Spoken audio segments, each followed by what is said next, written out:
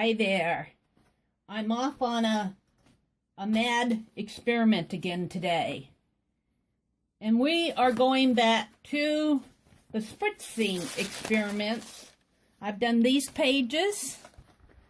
I started out experimenting on these pages. This has happened. I like the back of this page. This back of this page is cool. I like how the ink soaked through. I'm going to put wax paper over it to protect it. Well, maybe I'll flip to the next page here. I'll leave my wax paper there.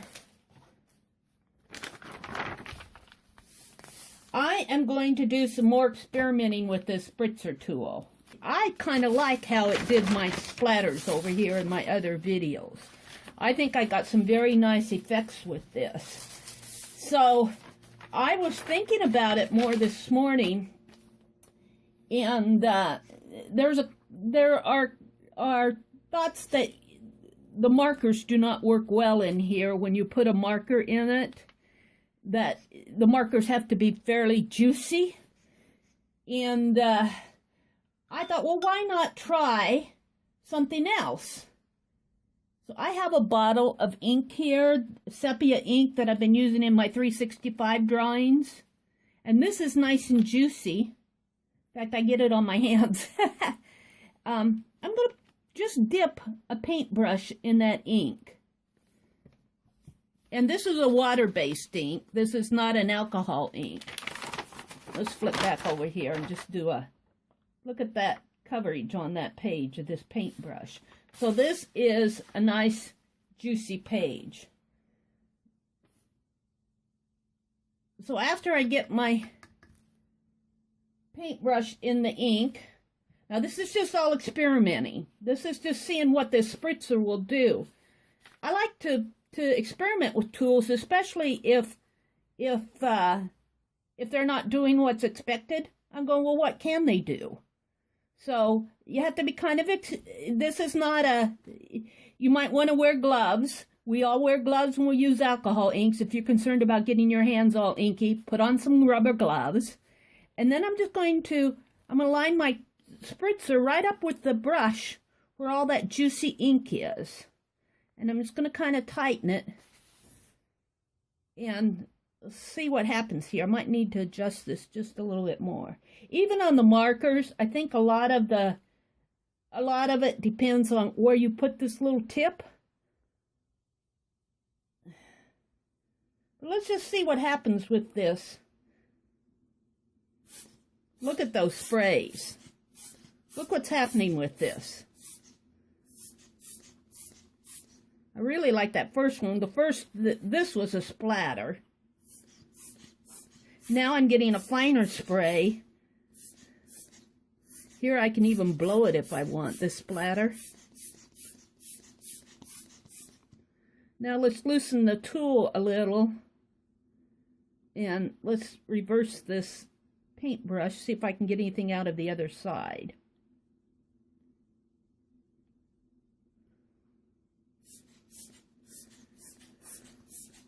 So does this tool work as expected? Well, I guess it depends on your expectations. If you're expecting this to be a professional airbrush tool, it's not. This is a handheld spritzer tool, and you should expect it to be a handheld spritzer tool. Now, I'm going to try some other things. I really like those splatters. I'm going to wash out my brush, which, by the way, still has a lot of ink in it. And for safety's sake, I'm going to, while I'm thinking of it, put the lid back on my ink.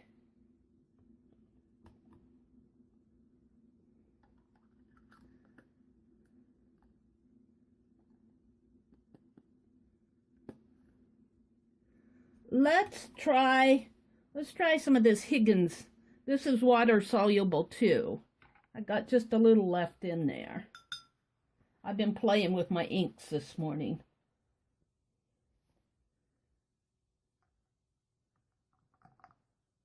So, yes, I have ink on my brush. I load it from the bottom rather than trying to push the brush in through this way. Load the handle through the bottom and pull it up.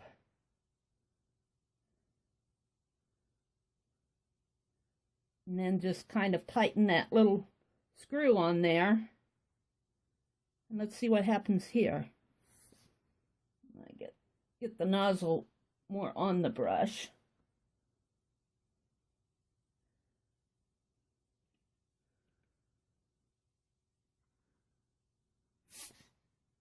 Wow, that was a big... If I can blow some of that around just by...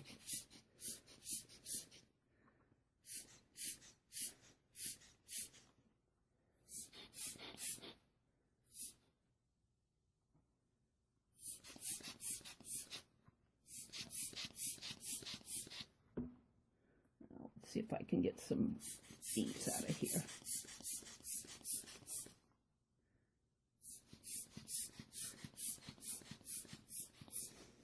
Doing a fairly light.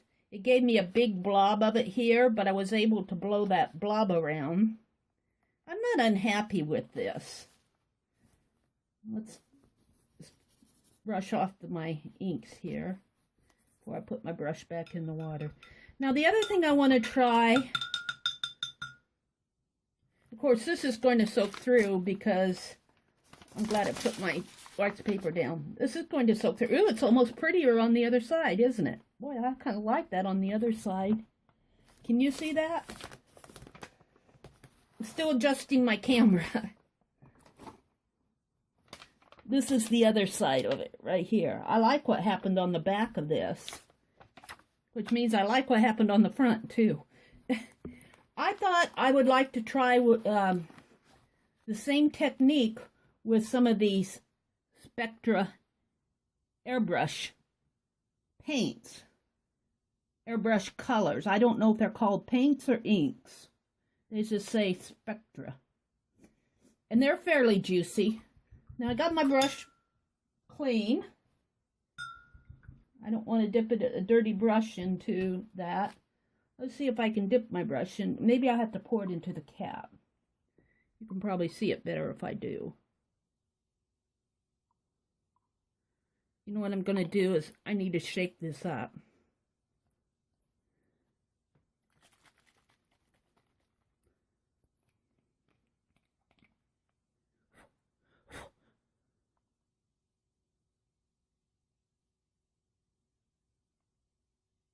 And I don't need that much. And yes, I did this over my paper.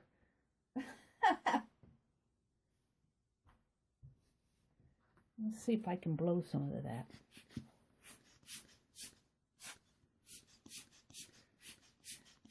I like how this splatters myself. I think you can do the same thing with canned air. You can do the same thing with a straw, a drinking straw. Nobody's saying you can't. But this is just testing to see how is this airbrush tool, what ways can we use it so we don't have to trash it. Okay, now I am working right over my paper, so expect this to get messy. That isn't the brush I wanted to use. I want to use this brush. Let's just soak this brush up with this airbrush medium. And I'm going to load it here. And again, I'm working over my paper. If you're working on a piece that you care about, if you do this, for me, this is just experimenting, so I don't care if it drips on my page. This is my figuring book where I do all my experiments. Is anybody unhappy with those splatters? I think it's splattering just fine. So I think when we buy these tools, and if they aren't working according to our expectations, I would encourage you to keep an open mind. Experiment. If they don't work with your markers, experiment and see what they will work with. Turn my brush around.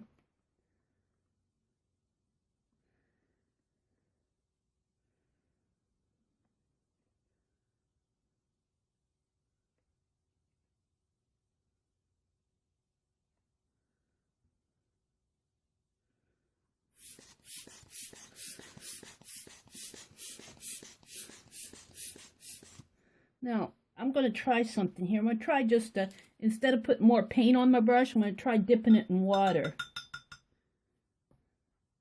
and getting it really juicy.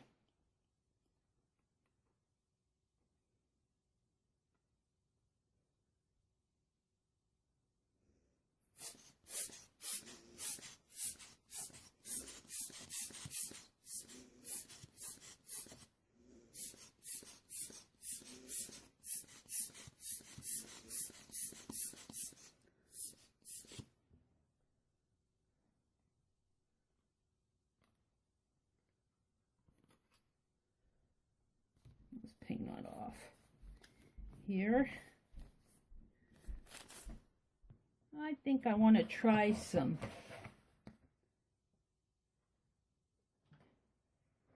blue.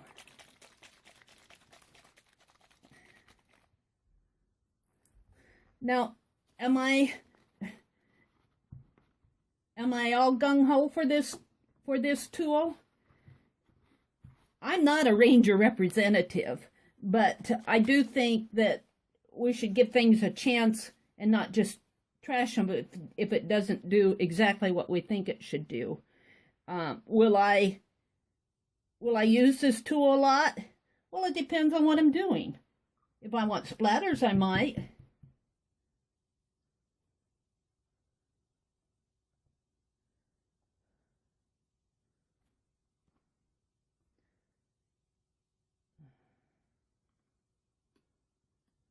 Load it here. Let's hold it this way to load it. Might be more effective.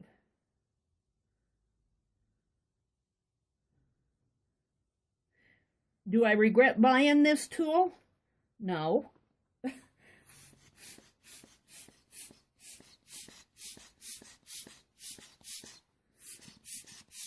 Do I think it works as advertised? Well, I think it works in this, on these methods. I haven't used my markers much. I do think there is something to having nice juicy markers. I think that contributes to the splatter. If your markers aren't juicy, well, how do you expect any air to blow them? That's how I feel.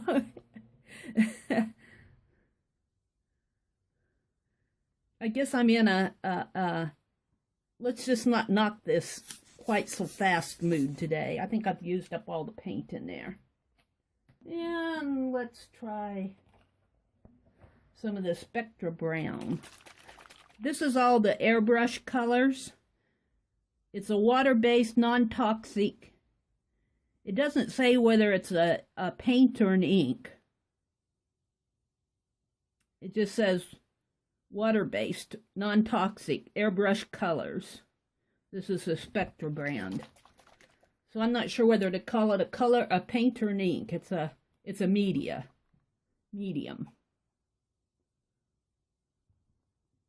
Get my brush nice and wet, dip it in there.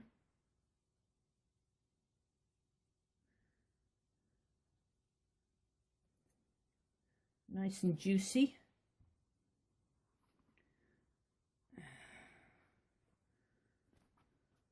Load it from the front instead of the back. Here. Get the tip right in the brush.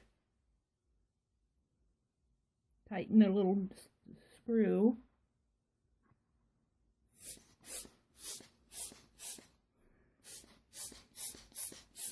Now I really have the brown loaded on my brush.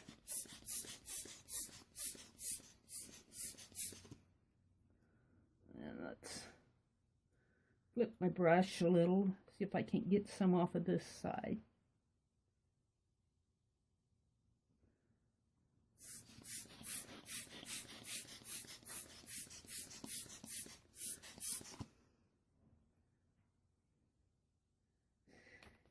So that's my splatter experiment for today. I'm not giving up on this tool. I think using this and a paintbrush, using it with the alcohol inks like I showed you on these pages, I think there's a lot that we can do with this cheaper airbrush tool If you want to go out and pay $300 for a professional airbrushing system, well, good luck to you. I wish I could do that. But if you just want to make some pretty little splatters on the page, I think this is a way to make some splatters, if you're of a mind to. But one thing I would say is, when you're experimenting with any tool, whether it's a spritzer or a paintbrush, a pen and ink, pencils, before you draw all sorts of negative conclusions, test them and see what they can do. They might surprise you. Okay, that's all I have for today. Thanks for watching.